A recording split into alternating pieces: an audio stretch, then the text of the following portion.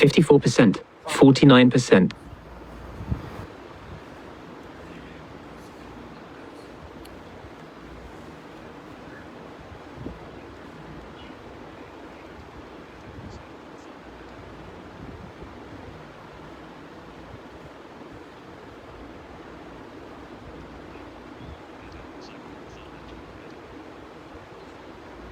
لا حول ولا قوة إلا بالله العلي العظيم.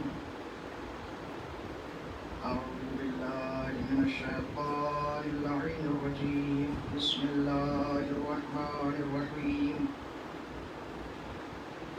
الحمد لله الدال على وجوده بخلقه وبمحدث خلقه على أزليته وباشتراكهم على أن لا شبه له لا تستلمه المشاعر ولا تحجبه السواتر لافتراق السامع والمسموع والحاد والمحدود والرب والمرغوب. والصلاة والسلام والتحية والإكرام على عبده ورسوله الخاتم لما سبق والفاتح لمن علق والمعلن الحق بالحق والدافع جيشات الأباطيل والدامغ صولات الأضاليل مولانا ومولى الثقلين جد الحسن والحسين أبي القاسم محمد اللهم صل على محمد وعلى أهل بيته الطيبين الطاهرين المعصومين المظلومين المنتخبين المنتجبين الذين أذهب الله عنهم الرجس وطهرهم تطهيرا. اللهم صل على محمد. واللعنة الدائمة الباقية على أعدائهم أعداء الله أجمعين من يوم عداوتهم إلى يوم الدين. أما بعد فقد قال رسول الله صلى الله عليه وآله وسلم إني تارك فيكم الثقلين ما إن تمسكتم بهما لن تضلوا بعدي كتاب الله وعترتي أهل بيتي ولن يفترقا حتى يرضى علي الحوض. صلوات عزیزان گرامی محترم سامعین کرام، پروردگار عالم کا لاکھ لاکھ شکر ہے کہ اس نے سن 2010 کے بعد یعنی تقریباً 11 سال کے بعد موقع مجھے فراہم کیا کہ میں اپنے وطن عزیز میں آپ کے درمیان حاضر ہوں محرم کے ایام میں اور آپ کے سامنے 44%. بہت ہی مشہور معروف حدیث ہے جس کو میں نے سرنامہ سخن کے طور پر آپ کے سامنے عرض کیا کہ نبی Comments. Bring them on camera. میں تمہارے درمیان 54%, 40. پیغمبر اسلام نے اپنی زندگی کے آخری ایام میں فرمایا کہ میں تمہارے درمیان 2 وزنی چیزیں چھوڑ کے جا رہا ہوں. ما ان تمسکتم بہما لن تضلوا بعدی، جب تک ان دونوں کا دامن تھامے رہو گے تم گمراہ نہیں ہوگے. لن تضلوا بعدی. 54%, لن عربی میں نیگیٹو سینٹینس میں تاکید پیدا کرنے کے لیے استعمال کیا جاتا ہے. آپ نے کہا کہ مثلا میں آم نہیں کھاؤں گا، یہ ایک نیگیٹو سینٹینس ہے. لیکن اگر آپ کہیں کہ نہیں میں ہرگز ہرگز آم نہیں کھاؤں گا، تو یہ نیگیٹو سینٹینس میں آپ نے تاکید پیدا کر دی. آپ دیکھیں پیغمبر اسلام نے اس حدیث میں 2 جگہ تاکید کے ساتھ بات کہی. ایک تو کہا لن تضلوا بعدی، اگر ان دونوں کا دامن تھامے رہو گے تو تم میرے بعد ہرگز ہرگز گمراہ نہ ہوگے. پھر آگے فرمایا وَلَن يَفْتَرِقَا حَتَّى يَرِدَ عَلَيَّ الْحَوْض، اور یہ دونوں بھی آپس میں ہرگز ہرگز جدا نہ ہوں گے یہاں تک کہ حوض کوثر پر میرے سامنے وارد ہو جائیں. لیکن پیغمبر اسلام کی حدیث یہیں پہ ختم نہیں ہو جاتی، بلکہ اس کے آگے بھی پیغمبر اسلام نے ارشاد فرمایا. نبی فرماتے ہیں فَانْظُرُوا كَيْفَ تَخْلُفُنِّ فِيهِمَا. 54%, ایک بات ذرا اپنے اعمال میں غور کرنا کہ تم قرآن Finish, but کے ساتھ کیسا برتاؤ کرتے ہو. فَانْظُرُوا، نبی فرماتے ہیں غور کرنا، دیکھنا دقت کرنا کس چیز میں؟ اپنے اعمال میں. کیف تخلفنی فیہما، کہ تم میرے بعد ان دونوں کے ساتھ کیسا برتاؤ کرتے ہو. نہ میرے بعد قرآن کے ساتھ برا سلوک کرنا، نہ اہل بیت کے ساتھ برا سلوک کرنا. نہ میرے جاتے ہی قرآن کو طاق پر اٹھا کے رکھ دینا، نہ اہل بیت کا دامن چھوڑ دینا. نگاہ نبوت اس بات کو دیکھ رہی تھی کہ برسوں کے بعد، نبی کے جانے کے بعد ایک زمانہ آئے گا جب کبھی امت نیزوں پر قرآن چڑھائے گی، کہیں اہل بیت کے سر کو نیزوں پر چڑھا دیا کرے گی. لہذا نبی نے فرمایا فانظروا، غور کرو کس چیز میں کہ تم میرے بعد قرآن اور اہل بیت کے ساتھ کیا برتاؤ کرنے والے ہو. پھر اس کے بعد پیغمبر نے فرمایا الا ھذا عذب فرات فاشربوا وھذا ملح وجاج فاجتنبوا، آگاہ ہو جاؤ، قرآن اور اہل بیت کا دامن یہ صاف و شفاف پانی کے مانند ہے، لہذا اسی پی لینا. ان کے علاوہ غیر کا دامن کھارا اور نمکین پانی کے مترادف ہے، اسے چھوڑ دینا. کیوں؟ انسان کی زندگی پانی پر منحصر ہے. اگر صاف و شفاف پانی پینے کو نہ ملے تو انسانی جسم مریض ہو جائے، اور پھر ایک لمحہ وہ بھی آئے گا جب انسان کا جسم اس کا ساتھ چھوڑ دے گا. نہ انسان چلنے کے قابل، نہ انسان ٹہلنے کے قابل، نہ انسان اٹھنے کے قابل. کیوں؟ اس لیے کہ پینے کو صاف پانی، صاف و شفاف پانی Landscape. لہذا انہیں پی Facebook. Live. comments. Comments. Bring them. جو دوسرے ہیں وہ سب نمکین اور کھارے پانی کے مانند ہیں، ان سے اجتناب کرنا، دوری اختیار کرنا. پیغمبر اسلام کی اس حدیث کا خلاصہ یہ ہے کہ نبی کریم نے اس بات کی ضمانت لی کہ قرآن اور اہل بیت یہ دونوں ہرگز جدا نہیں ہو سکتے. آپ حضرات اگر ادھر تشریف لے آئے تو مہربانی ہوگی. Bring them on camera. قرآن اور اہل بیت یہ دونوں ہرگز جدا نہیں ہو سکتے. جہاں قرآن وہاں اہل بیت، جہاں اہل بیت وہاں قرآن. اس عشرے میں آپ کے سامنے میں قرآن اور امام حسین کے عنوان سے چند باتیں پیش کروں گا. قرآن اور امام حسین، کہ قرآن سے Messenger. Now. گہرا رشتہ ہے، قرآن سے امام حسین کا کتنا مضبوط رشتہ ہے، قرآن اور حسین ایک دوسرے سے کتنے قریب ہیں. اور پھر ہمیں اس بات کو سن کر یہ غور کرنا چاہیے کہ جب ہمارے آقا قرآن سے اتنے قریب تھے تو پھر ہم قرآن سے قریب کیوں نہیں ہیں؟ ہم قرآن سے کیوں دور ہوتے چلے جا رہے ہیں؟ ہم قرآن مجید کو کیوں ٹھکراتے چلے جا رہے ہیں؟ ہم قرآن کو کیوں طاق پہ رکھ کر جزدان میں بند کر کے رکھتے ہیں؟ ہم قرآن مجید کی تلاوت کیوں نہیں کرتے؟ ہم آیتوں کو سمجھنے کی کوشش کیوں نہیں کرتے؟ ہم قرآن کو پڑھنے کی کوشش کیوں نہیں کرتے؟ یاد رکھیے، اس بہکاوے میں نہ آئیے گا کہ قرآن تو سمجھنے کی کتاب ہی نہیں ہے. اگر سمجھنے کی کتاب نہ ہوتی تو خدا کیوں بھیجتا ہماری ہدایت کے لیے؟ سبحان اللہ. اگر قرآن سمجھنے کی کتاب نہ ہوتی تو خدا ہماری ہدایت کے لیے کیوں بھیجتا؟ کیا کوئی عقل مند انسان ایسا ہے جو آپ سے کہے کہ لو یہ کتاب پڑھو اور اس کے مطابق زندگی گزارو، اور پھر یہ کہتے کہ یہ تو تمہیں سمجھ میں آئے گی ہی نہیں؟ بہت خوب. دو عقلی متضاد باتیں ہیں، دو اپوزٹ باتیں. اگر سمجھ میں آنے والی ہی نہیں ہے تو پھر بھیجا کیوں تھا کہ اس کو پڑھ کے زندگی گزار لو؟ اس کا مطلب یہ ہے کہ قرآن سمجھ میں آنے والی کتاب ہے. اور خداوند عالم نے خود بذا اوقات ارشاد فرمایا ہے کہ تم قرآن مجید کو، ہم نے قرآن کو عربی میں اس لیے نازل کیا تاکہ تم اسے سمجھ سکو. اور فرمائیے عزیزو، یہ الگ بات ہے کہ ایک قرآن کا ظاہر ہے اور ایک قرآن کا باطن ہے. اقیم الصلاۃ، نماز قائم کرو، پڑھ کے سمجھ میں آتا ہے کہ نہیں آتا؟ آتوا الزکاۃ، زکات ادا کرو، پڑھ کے سمجھ میں آتا ہے کہ نہیں آتا؟ لا یغتب بعضکم بعضا، بعض کی غیبت نہ کریں، پڑھ کے سمجھ میں آتا ہے کہ نہیں آتا؟ پڑھ کے سمجھ میں آتا ہے. لیکن ایک ظاہر ہے، ایک قرآن کا باطن ہے. جو ظاہر ہے وہ ہر عربی سمجھنے والے کی سمجھ میں آ جائے گا، لیکن جو باطن قرآن ہے اسے وہی سمجھیں گے جن کے آنگن میں قرآن نازل ہوا.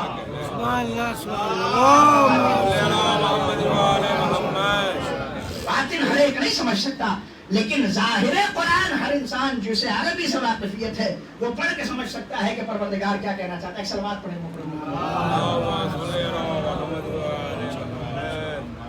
قرآن اور اہل بیت یہ دونوں ایک دوسرے کے ساتھ ہیں. قرآن اور امام حسین یہ دونوں ایک دوسرے کے ساتھ ہیں. اور یہ جو پیغمبر اسلام کی حدیث ہے جسے حدیث ثقلین کہا جاتا ہے، سنیے عزیزو، 100 سے زیادہ حدیث کی کتابوں میں اس روایت کو الگ الگ WhatsApp. Now. Devi Lalutage. ممکن ہے عبارت ادھر ادھر ہو جائے لیکن معنی اور مفہوم ایک ہی ہے. اور جو روایت اتنی کثیر تعداد کے ساتھ نقل کی جائے اس روایت کو علم حدیث میں حدیث متواتر کہتے ہیں. حدیث متواتر. متواتر کی تعریف یہ خبر و جماعت لا يمكن تواترهم على الكذب. کسی بات کو اتنے لوگ آ کے بتائیں کہ آپ یہ کہتے ہیں کہ یہ بات جھوٹی نہیں ہو سکتی.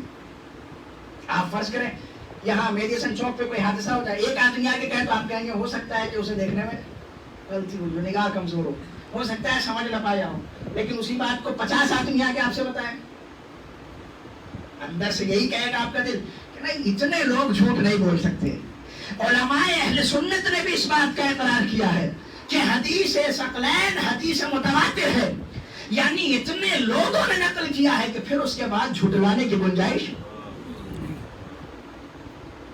اس حدیث کو جھوٹا حدیث کہنے کی گنجائش باقی نہیں ہوگا. حدیث ثقلین حدیث متواتر ہے جس میں نبی نے فرمایا میں 2 گراں قدر چیزیں چھوڑ کے جا رہا ہوں اور یہ دونوں ایک دوسرے سے ہرگز جدا نہیں ہوں گے. نہ قرآن حسین سے جدا ہے نہ حسین قرآن سے جدا ہے.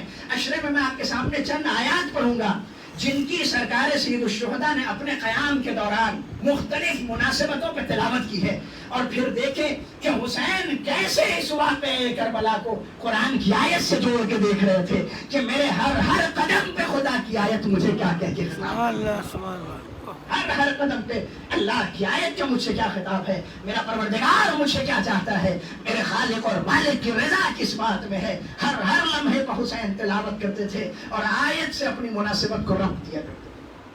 نہ قرآن حسین سے جدا ہے نہ حسین قرآن سے جدا ہے. اگر یہ کہا جائے کہ حسین ہم پلے قرآن ہے تو یہ بات بے جا نہ ہوگی. حسین عدل قرآن ہے, حسین مساوی با قرآن ہے, حسین قرآن کے مانند ہے, حسین ہی قرآن ہے, قرآن ہی حسین ہے. سبحان اللہ. فرق یہ ہے کہ ما بین الدفتین 2 جلدوں کے درمیان کاغذ پہ تحریر قرآن ثابت ہے جو صرف لکھی ہوئی عبارتیں ہیں جو آپ کو پڑھ کے ثواب مل جائے گی, آپ کی زندگی سدھار سکتی ہے, لیکن وہ بولے گی نہیں. مگر حسین وہ قرآن ہے جو قدم قدم پہ آپ کو روکیں گے بھی, آپ کو ٹوکیں گے. ناطق ہیں. غور فرمائیے عزیزو, اب میں آپ کے سامنے یہاں پہ کچھ مشابہتیں عرض کرنے جا رہا ہوں کہ قرآن اور حسین میں کیا مشابہت ہے. پوری توجہ کے ساتھ سنیے گا. ایک صلوات پڑھیں مل جل کے, ایک اور صلوات.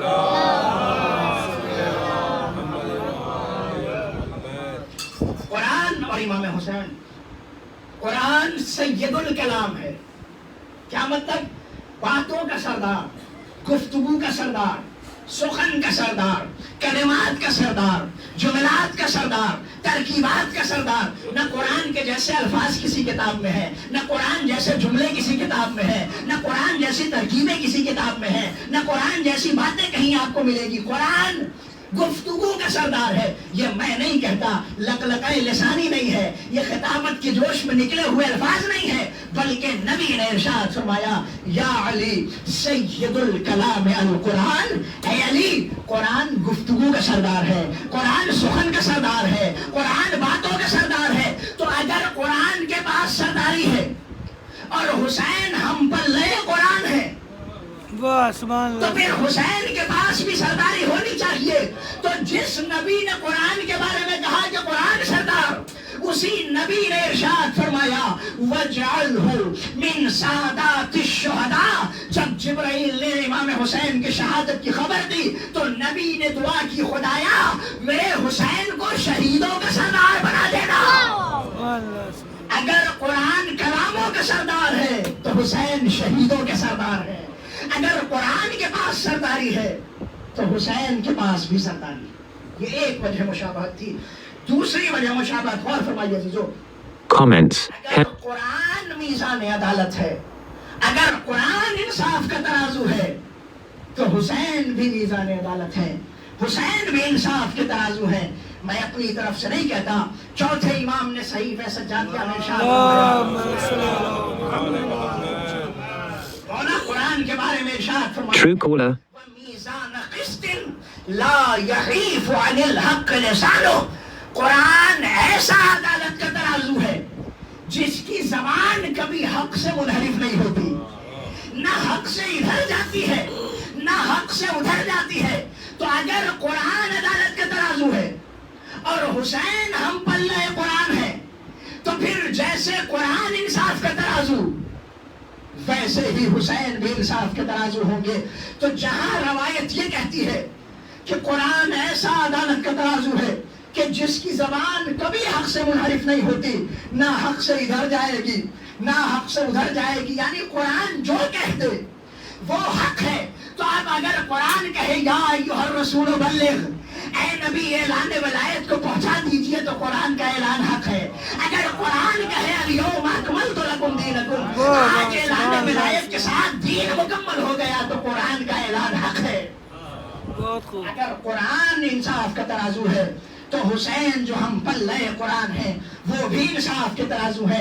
جہاں قرآن کے بارے میں ارشاد ہوا وہیں سرکار سید الشہداء کی زیارت میں جملہ آیا, لم تمل من حق الی باطل. مولا آپ ایک لمحے کے لیے بھی حق سے باطل کی طرف نہیں گئے.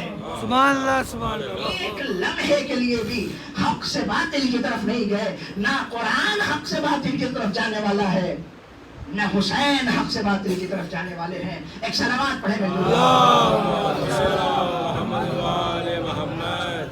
قرآن سردار تو حسین سردار, قرآن انصاف اور حق کا ترازو تو حسین بھی انصاف اور حق کے ترازو کا نام. اور فرمائیے عزیزو, قرآن موعظہ ہے تو حسین بھی موعظہ ہے.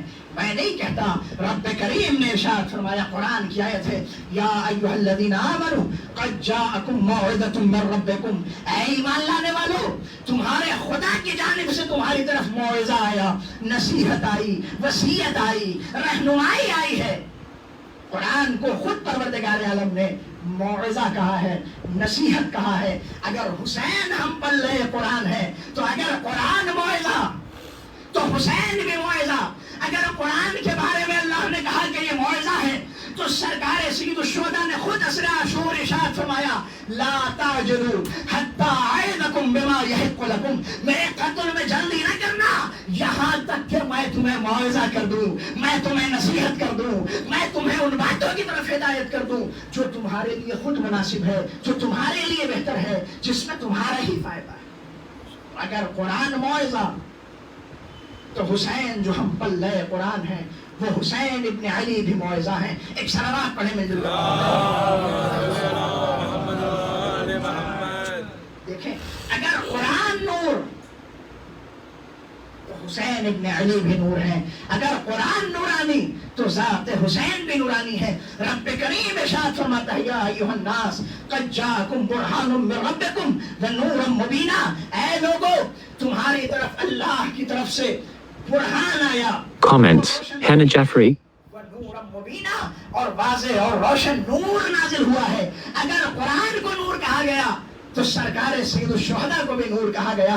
ہم اور آپ زیارت میں پڑھتے ہیں, اشہد انک کنت نورا فی الاسلاب الشامخہ, مولا ہم گواہی دیتے ہیں کہ آپ بلند و بالا افراد کے سلوکوں میں بھی نور تھے.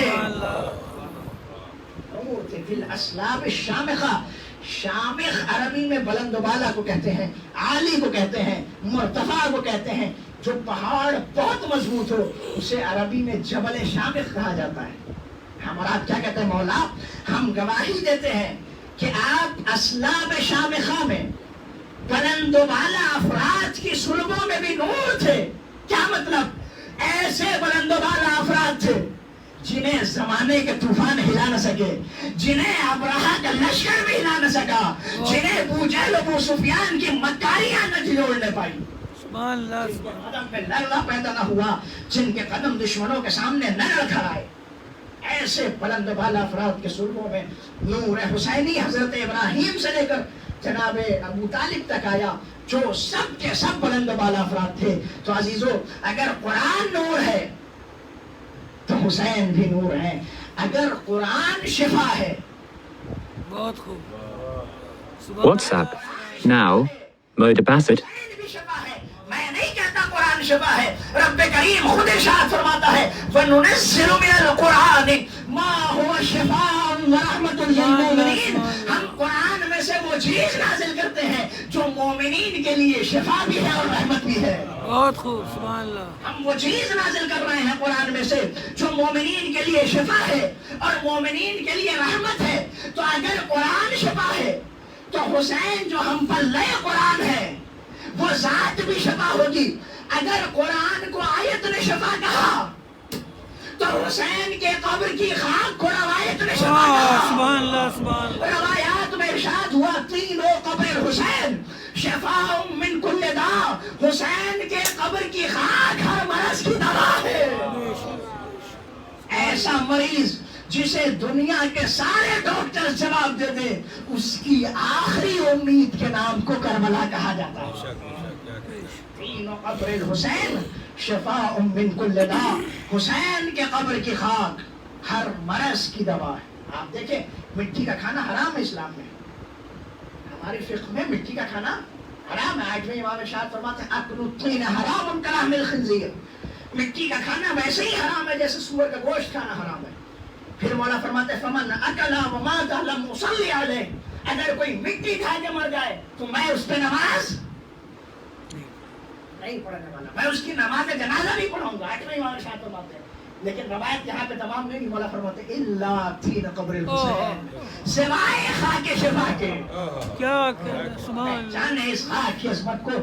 دوسری مٹیاں وہ ہے کہ اگر انسان کھا کے مر جائے تو مولا فرماتے ہیں کہ میں اس کی نماز جنازہ نہیں پڑھاؤں گا.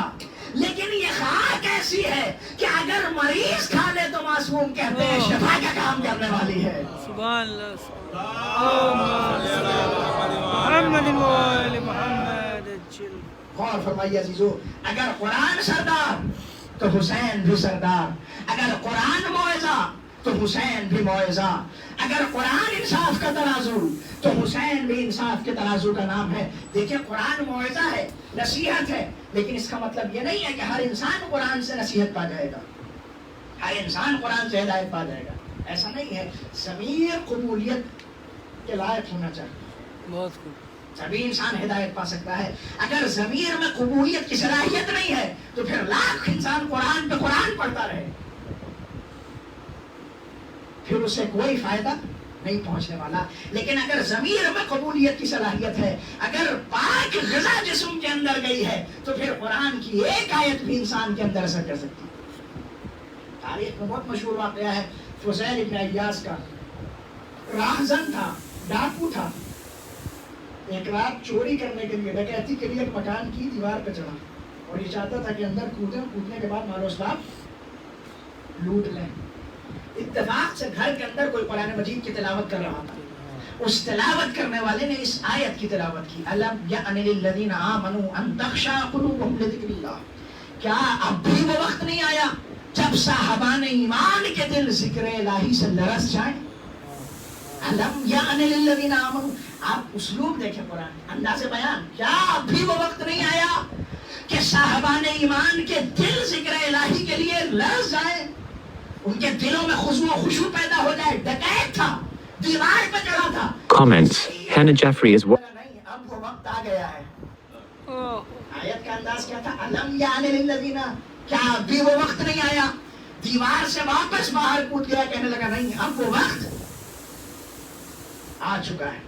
اور اس کے بعد جب وہاں سے اس نے اپنی زندگی سدھاری ہے تو پھر ایسی زندگی بنا لی کہ آج جب صوفیوں کی لسٹ تیار کی جاتی ہے کہ کون سے افراد ایسے گزرے ہیں جنہیں ذرے ذرے میں خدائی جلوہ نظر آتا تھا, تو اس میں فضیل ابن عیاض کا نام سر فہرست لکھا جاتا.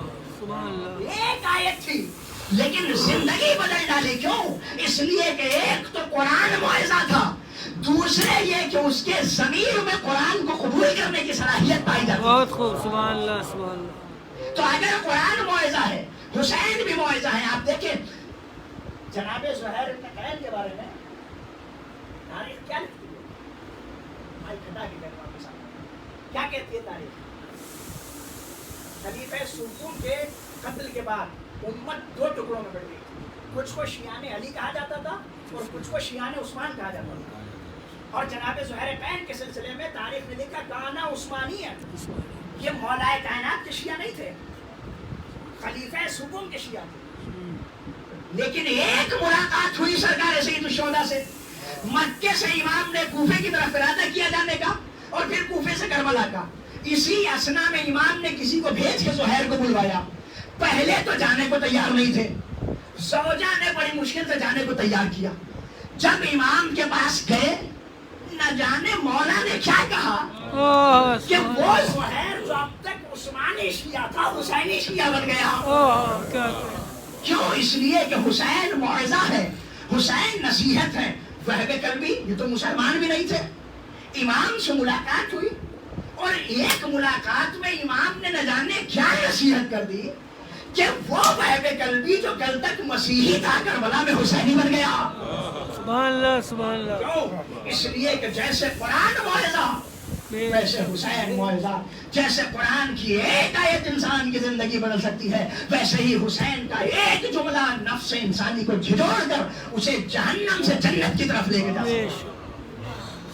قرآن موعظہ تو حسین موعظہ۔ اگر قرآن شفا ہے تو حسین بھی شفا ہے، اگر قرآن شفیع ہے اور شفاعت کرنے والا ہے، روز محشر سفارش کرنے والا ہے انسان کی، تو پھر حسین بھی شفاعت کرنے والے ہیں۔ اور فرمائیے گا اگر قرآن شفاعت کرنے والا ہے تو حسین بھی شفاعت کرنے والے ہیں۔ اور یہ میں نہیں کہتا، آپ دیکھیں پیغمبر اسلام نے WhatsApp. Now, Mohsin Hussein. لصاحبہ یوم القیامہ، قیامت کے دن بہترین شفاعت کرنے والا کون ہے؟ قرآن مجید۔ لیکن کس کے لیے؟ نبی نے عجیب و غریب شرط لگا دی، ایک جملہ عجیب ہے روایت میں، لصاحبہ، اس کے لیے جو قرآن کے ساتھ رہا ہو، واہ واہ سبحان اللہ، اس کے لیے جس نے زندگی میں اٹھا کے قرآن مجید کی تلاوت کی ہو، جس نے قرآن کی صحبت اختیار کی ہو، جو قرآن کے ساتھ ساتھ چلا ہو، ہر ایک کی قرآن شفاعت نہیں کرنے والا۔ نبی فرماتے نعم الشفیع القرآن لصاحبہ یوم القیامہ، قرآن قیامت کے دن بہترین شفاعت کرنے والا کون ہے؟ قرآن مجید ہے۔ کس کے لیے؟ جس نے قرآن کے ساتھ زندگی گزاری ہو۔ جہاں قرآن کو شفیع و شفاعت کرنے والا کہا گیا، وہیں سرکار سید الشہداء کی زیارت، جسے زیارت عاشورہ کہا جاتا ہے، آخری پیراگراف میں آپ سجدے میں سر رکھ کے کہتے ہیں اللہم ارزقنی شفاعت الحسین یوم الورود۔ سبحان اللہ، جب محشر کے میدان میں جاؤں تو وہاں حسین کی شفاعت مجھے دلوا دینا۔ اللہم صلی اللہ۔ خدایا جب میں محشر کے میدان میں وارد ہوں، محشر کے میدان میں جاؤں تو وہاں صحنہ قیامت میں جہاں نہ باپ بیٹے کو پہچانے گا، نہ بیٹا باپ کو پہچاننے والا ہے، جہاں نہ ماں بیٹے کا ساتھ دینے والی ہوگی، نہ بیٹا ماں کی طرف جانے والا ہوگا، ہر ایک کو اپنے اعمال کی فکر پڑی ہوگی، وہاں اگر کوئی ہستی کام آنے والی ہے تو اس ذات کا نام حسین ابن علی ہے۔ واہ واہ سبحان اللہ۔ صحنہ محشر میں جیسے قرآن شفاعت کرنے والا، ویسے حسین شفاعت کرنے والے ہیں۔ لیکن عزیزوں کبھی غلط فہمی کا شکار نہ ہوئیے گا کہ امام حسین نے تو شفاعت کی ذمہ داری لے ہی لی ہے، تو پھر اب ہم جو چاہیں۔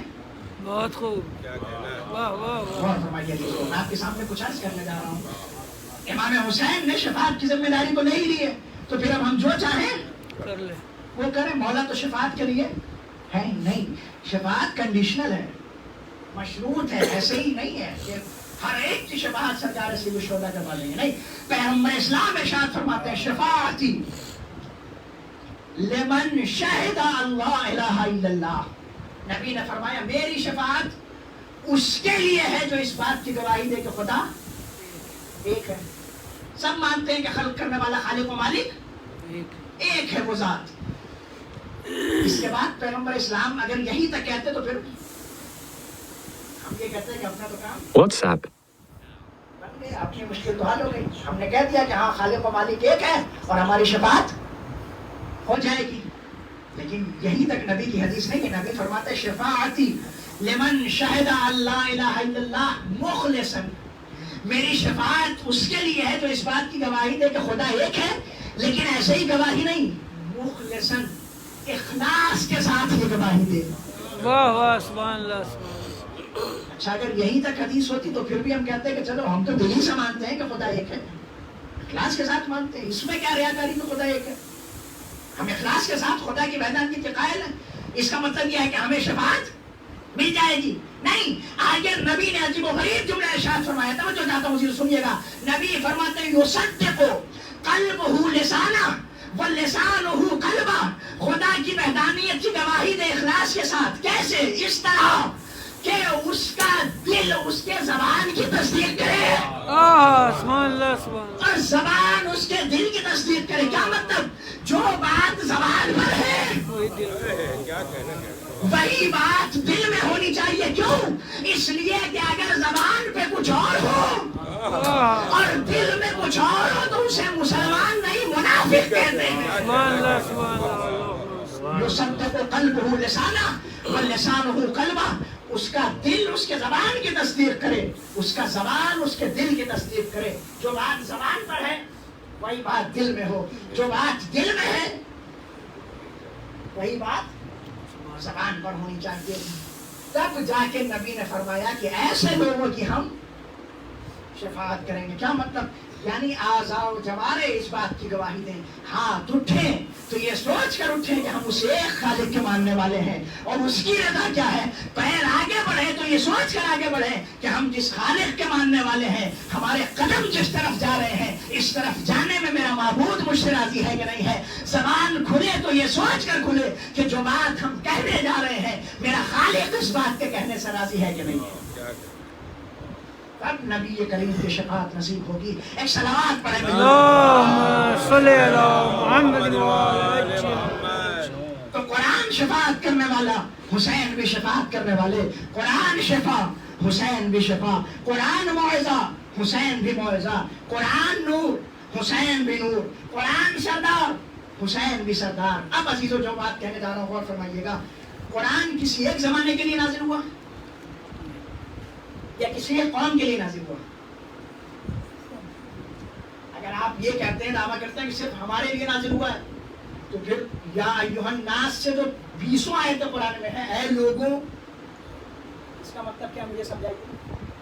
جہاں یا ایھا الذین آمنوا کہہ کے بسا اوقات خدا نے خطاب کیا ہے ایمان لانے والوں، وہیں بسا اوقات یا ایھا الناس کہہ کے بھی خطاب کیا، یعنی اے لوگوں۔ کیا مطلب ہوا؟ یعنی قرآن نہ کسی ایک زمانے کے لیے ہے، واہ واہ سبحان اللہ، نہ کسی ایک قوم اور قبیلے کے لیے ہے۔ پوری توجہ چاہتا ہوں چیزوں۔ دیکھیں پنڈت جی بھی مجلس میں بیٹھے ہوئے ہیں، کیوں آئے ہیں یہ؟ اب جو میں بات کہنے جا رہا ہوں اس سے آپ اس بات کو سمجھیں گے۔ قرآن نہ ایک زمانے کے لیے ہے، نہ کسی ایک خاص قوم کے لیے نازل ہوا۔ قرآن ہر زمانے کے لیے آیا اور ہر قوم کی ہدایت کے لیے نازل ہوا۔ قرآن کہتا لا یغتب بعضکم بعضا، ایک دوسرے کی برائی نہ کرنا۔ کیا یہ صرف ہمارے لیے ہے؟ نہیں، ہر ایک کے لیے حکم ہے۔ ہندو ہو تو بھی دوسرے کی برائی نہ کرے، مسلمان ہو وہ بھی دوسرے کی برائی نہ کرے، مسیحی ہو وہ بھی دوسرے کی برائی نہ کرے، یہودی ہو وہ بھی دوسرے کی برائی نہ کرے۔ ہے کہ نہیں ایسا؟ پھر قرآن کہتا لا یسخر قوم من قوم، ایک قوم دوسری قوم کا مذاق نہ اڑائے۔ کیا صرف ہمارے لیے؟ نہیں، نہ ہم ہندو کا مذاق اڑائے، نہ ہندو مسلمان کا مذاق اڑائے، نہ مسیحی کسی کا مذاق اڑائے، نہ یہودی کسی کا مذاق اڑائے۔ ہے سب کے لیے ہے کہ نہیں حکم؟ 8ویں امام ارشاد فرماتے، سنیے عزیزو، یہ خطابت کا جملہ نہیں ہے کہ قرآن نہ ایک زمانے کے لیے ہے، نہ ایک قوم اور قبیلے کے لیے ہے۔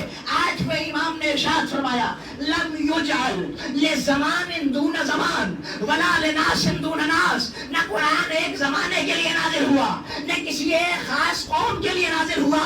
تو اگر حسین ہم پر لائے قرآن ہے سبحان اللہ سبحان اللہ، تو جس طرح قرآن نہ ایک زمانے کے لیے نہ ایک قوم کے لیے، ویسے ہی حسین نہ ایک زمانے کے لیے بہت خوب سبحان نہ اللہ۔ ایک قوم کے لیے آئے۔ میں اپنی طرف سے نہیں کہتا، شہزادی زینب نے یزید کے دربار میں کہا تھا فواللہ لا تمحو ذکرنا، خدا کی قسم تو میرا ذکر نہیں مٹا سکتا، قیامت تک میرا ذکر ہوتا رہے گا۔ تو جس طرح قرآن نہ ایک زمانے کے لیے نہ ایک قوم کے لیے، اسی طرح حسین بھی نہ ایک زمانے کے لیے آئے نہ ایک قوم کے لیے آئے۔ اسی لیے جوش نے کہا تھا کیا صرف مسلمان کے پیارے ہیں حسین، چرخے نوع بشر کے تارے ہیں حسین، انسان کو بیدار تو ہو لینے دو، ہر قوم پکارے گی ہمارے ہیں۔ واہ بس ایک اللہم قوم کے لیے نہیں ہے. لم یجعل لزمان دون زمان ولا لناس دون ناس. نہ قرآن ایک زمانے کے لیے ہے، نہ قرآن ایک قوم کے لیے ہے، نہ حسین ایک زمانے کے لیے ہے، نہ حسین ایک خاص قوم کے لیے ہے. جس طرح قرآن سب کی ہدایت کے لیے آیا، ویسے ہی حسین پوری عالم انسانیت کو ظلم اور بربریت سے نجات دلانے کے لیے آیا. اور فرمائیے عزیزو، تو جہاں قرآن ہر زمانے اور ہر قوم کے لیے ہے، وہیں حسین بھی ہر زمانے اور ہر قوم کے لیے. سمجھو چاہتا ہوں عزیزو، قرآن سردار، حسین بھی سردار. قرآن موعظہ، حسین بھی موعظہ. قرآن شفا بخش، حسین بھی شفا دینے والے. قرآن شفاعت کرنے والا، حسین بھی شفاعت کرنے والے. قرآن ہر زمانے کے لیے، حسین ہر زمانے کے لیے. قرآن ہر قوم کے لیے، حسین ہر قوم کے لیے. آخری اور چند باتیں عزیز آپ کی خدمت میں عرض کر دوں. قرآن کے بارے میں خدا کہتا ہے انہ لکتاب عزیز، میری یہ کتاب باعزت کتاب ہے، غلبہ پانے والی کتاب ہے، مغلوب نہ ہونے والی کتاب ہے، شکست نہ کھانے والی کتاب ہے، ہار نہ ماننے والی کتاب ہے. غور فرمائیے گا، انہ لکتاب عزیز، میری کتاب مغلوب ہونے والی نہیں ہے، میری کتاب شکست کھانے والی نہیں ہے، میری کتاب ہار ماننے والی کتاب نہیں ہے. تو اگر قرآن مغلوب ہونے والی نہیں، سبحان اللہ سبحان اللہ. اگر قرآن مغلوب ہونے والی کتاب نہیں، تو حسین وہ ذات نہیں جس میں کوئی غلبہ پا جائے. سبحان اللہ سبحان اللہ. اگر قرآن باعزت تو پھر حسین بھی باعزت. اگر قرآن سرفراز، حسین بھی سرفراز. اگر قرآن سربلند، حسین بھی سربلند. تو جہاں قرآن کو عزیز کہا گیا، وہیں سرکار سید الشہداء نے آواز دی، الا قد رکزنی بین اثنتین، الا ان ابن مرجانہ قد رکزنی بین اثنتین، بین الذلۃ والذلہ، ہیہات من الذلہ. اس ابن مرجانہ نے مجھے ایسے دو راہیں پہ لا کے کھڑا کر دیا کہ یا تو میں سر دے دوں یا ذلت کو قبول کر لوں، شکست مان لوں. مغلوب ہو جاؤں تو یاد رکھنا، حسین سر تو دے سکتا ہے مگر شکست